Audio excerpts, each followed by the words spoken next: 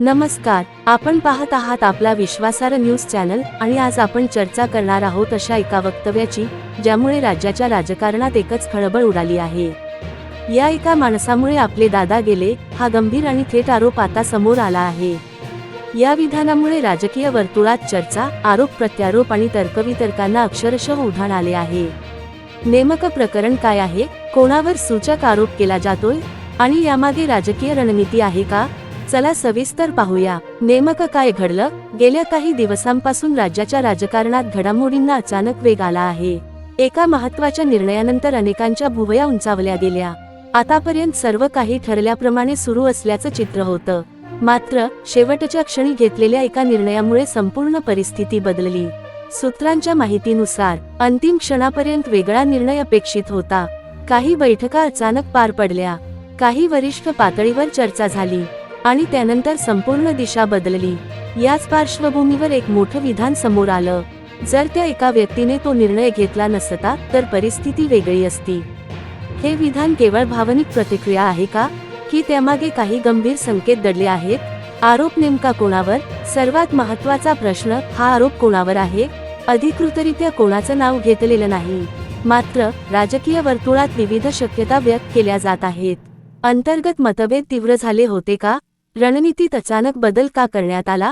एखाद्या प्रभावशाली व्यक्तीने दबाव टाकला का, की हा सगळा नियोजित राजकीय डाव होता? या सर्व प्रश्नांची उत्तरं अद्याप स्पष्ट नाहीत, पण चर्चांना मात्र जोर आला आहे। समर्थक आणि विरोधक आमनेसामने। या वक्तव्यानंतर राजकीय वातावरण तापलं आहे। समर्थकांचा आरोप निर्णय चुकीचा होता, विरोधकांचा प्रत्यारोप ही केवळ सहानुभूती मिळवण्याची खेळी आहे। सोशल मीडियावर विविध हॅशटॅग ट्रेंड होत आहेत।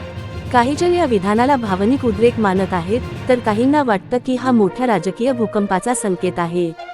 राजकीय विश्लेषकांचं मत असं आहे की अशा प्रकारचं विधान सहजासहजी केलं जात नाही, त्यामागे काहीतरी गंभीर घडलेलं असण्याची शक्यता नाकारता येत नाही। राजकीय समीकरणांवर परिणाम, या प्रकरणाचा आगामी राजकीय घडामोडींवर काय परिणाम होऊ शकतो? पक्षांतर्गत मतभेद वाढतील का? नेतृत्वावर प्रश्नचिन्ह निर्माण होईल का, की हे सर्व काही दिवसांत शांत होईल? राजकारणात प्रत्येक शब्दाचं वजन असतं, त्यामुळे त्या एका माणसामुळे असं सूचक विधान केल्यावर त्याचे दूरगामी परिणाम होऊ शकतात। पुढे काय होणार? आता सर्वांचं लक्ष काही महत्त्वाच्या गोष्टींकडे लागलं आहे। संबंधित व्यक्ती यावर प्रतिक्रिया देणार का? अधिकृत स्पष्टीकरण येणार का? आतल्या गोटातील आणखी खुलासे होणार का? पुढील काही दिवसांत परिस्थिती आणखी स्पष्ट होण्याची शक्यता आहे। राजकारणात निर्णय अचानक घेतले जात नाहीत, त्यामागे रणनीती, समीकरण आणि अनेक घटक काम करत असतात। मात्र जेव्हा एखादं थेट आणि गंभीर विधान समोर येतं तेव्हा त्याकडे दुर्लक्ष करता येत नाही। या एका माणसामुळे आपले दादा गेले हे विधान केवळ आरोप आहे का, की राजकीय वादळाची सुरुवात? तुमचं मत काय? खरंच एका व्यक्तीमुळे परिस्थिती बदलली का, की हा केवळ राजकीय आरोप आणि भावनिक प्रतिक्रिया आहे? तुमचं मत कमेंटमध्ये नक्की लिहा। व्हिडिओ लाईक करा, अशाच अपडेटसाठी चॅनल सबस्क्राईब करा आणि ही बातमी जास्तीत जास्त शेअर करा।